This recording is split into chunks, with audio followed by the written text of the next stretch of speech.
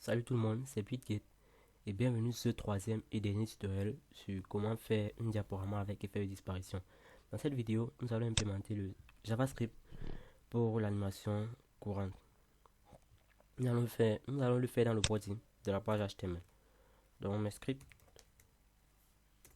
Dans le script, nous créons d'abord la fonction montrer précédent. Elle est vide pour le moment. Ensuite, nous créons la fonction montrer prochain. Elle est vide pour le moment. Et ensuite, la fonction montrer image qui prend en paramètre le nombre, le numéro de l'image, en fait l'index de l'image qu'on veut montrer. Le programme va commencer ainsi. On a un indice courant qui est nul. Puis, on montre la première image. Montrer image, l'indice courant, c'est-à-dire 0. La fonction montrer image, comment elle va procéder? Elle va d'abord commencer par récupérer les blocs.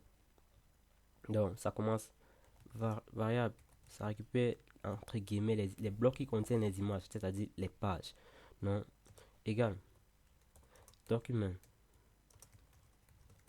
.get element by id. Non, donc get elements by class name.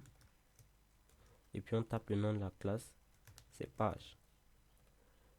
Ensuite, une variable qui va récupérer les boutons. Vous verrez pourquoi. Pour les activer en fait. Document.get elements by class name. En fait. Dot, hop, et puis j'allais percuter sur une erreur là. Le nom des boutons, il s'appelle B. Pour les activer ensuite. Bon, ça commence. Si le nombre entré en paramètre est supérieur à 3, alors je dis à l'ordinateur de mettre l'indice courant à 0. Sinon, si l'indice courant est inférieur à 0, donc l'utilisateur a voulu trop rentrer, alors l'indice courant, je le mets à 3. Si on n'est pas dans toutes ces conditions, alors l'indice courant, je l'affecte à n. Je mets n là-dedans. Et là, j'ai terminé avec cette première phase. Oh, c'est comme si j'ai pas fait une accolade. Ouais, c'est bon. La prochaine chose à faire maintenant, c'est incrémenter pour cacher, pour être sûr d'avoir tout caché. Donc, pour cacher par exemple un bloc, on va incrémenter avec la variable i de 0 à la largeur de image. Je sais bien, c'est 4, mais je mets quand même inférieur i plus image.length. Et puis, je m'assure de cacher l'image courante. Donc, image i.style.display égale non. Pour être sûr que je cache toutes les images. Ensuite, je vais devoir désactiver aussi les boutons. Mais vous verrez comment je vais le faire. Désactiver les boutons. Bon. Maintenant, il faut afficher l'image en cours. Donc, si on montre l'image 0, il faut afficher après avoir tout caché le reste. Après avoir tout caché en fait. Donc, pour montrer l'image 0 par exemple, je vais mettre image. L'indice courant. .display. .style.display. Égal bloc. Là, je pense que ça devrait afficher la première image instantanément. Bon, on n'a pas encore terminé, puisque il faut implémenter la fonction montrer précédent et montrer image. Indice courant, moins, et puis montrer image, indice courant.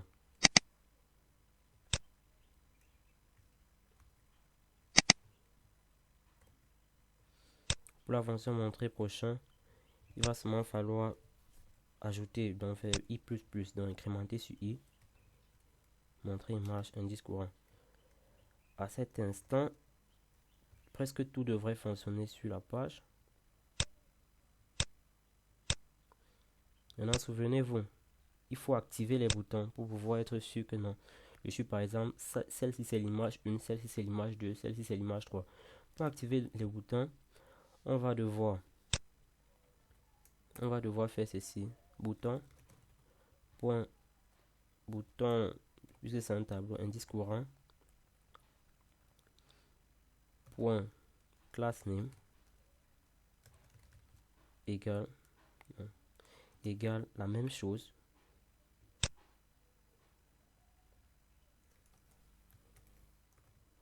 La même chose plus actif en fait, actif. Et ce que ça va donc faire, c'est ça va juste aller ajouter actif sur le nom de la classe du bouton, donc B, et ça va devenir espace actif. Donc pour pouvoir en fait faire que ça s'active, il va falloir aller mettre sur b.hover, on va appliquer les mêmes propriétés là. On va devoir mettre virgule point actif. Et aussi, il faut pas que tous les boutons soient activés en même temps. Donc on va appliquer le même procédé. On va désactiver aussi les boutons. Pour désactiver les boutons, on va aussi faire une boucle. Donc on va mettre for, une boucle for, va i égale 0. Sachez que ça n'influence à rien que je mette la même variable. Inférieur à bouton point length i++. Oh. Et là on met bouton point. Bouton i c'est bouton i point class name égale lui-même, mais sauf qu'on va devoir remplacer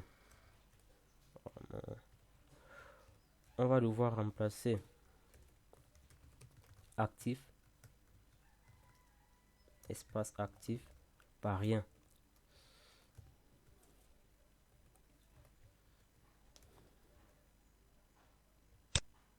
Là tout marche à merveille. Bon, maintenant il faut faire monter les boutons de contrôle en haut, et là on pourra dire qu'on a presque terminé le boulot. Pour faire monter les boutons de contrôle, on va remonter sur les classes qui s'appellent prochain et précédent. Les voici. On va devoir mettre margin top. On met un nombre négatif, donc moins 40% par exemple. Et voilà, ils sont montrés, mais ils ne sont pas visibles exactement. Ce qu'on va, pour faire qu'ils soient visibles, on va les mettre à une position relative par rapport au reste. Et puis on va devoir mettre Z index pour autoriser le superpositionnement. Que ça se superpose et que ce soit absolu en fait par rapport au bloc où ils sont situés.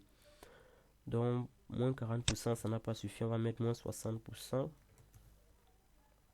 Bon, voilà notre animation. Oh non, je n'aimerais pas ça, je vais laisser à moins 40. Bon. L'animation est assez bonne. La dernière chose que nous allons faire, c'est j'ai parlé d'animation bien sûr. Donc il va falloir faire que l'animation continue indéfiniment. Pour faire cela, on va devoir utiliser un intervalle. Tout ce que vous aurez à faire, c'est de venir ici et de mettre setInterval. Function. On déclare une fonction anonyme qui n'a pas de nom. Puis, elle s'effectue après chaque 3000 millisecondes, c'est-à-dire 3 secondes. Ce qu'on va faire, c'est de montrer l'image suivante. Montrer proche. On attend 3 secondes. 1, 2, 3. Ça devrait montrer. 1, 2, 3 et ça montre. Pour pouvoir faire une bonne animation, donc par exemple pour régler cette erreur, il va falloir modifier la largeur et la hauteur de toutes vos images, qu'elles soient uniformes, de telle manière que la position relative ne puisse pas faire que ça monte comme ça.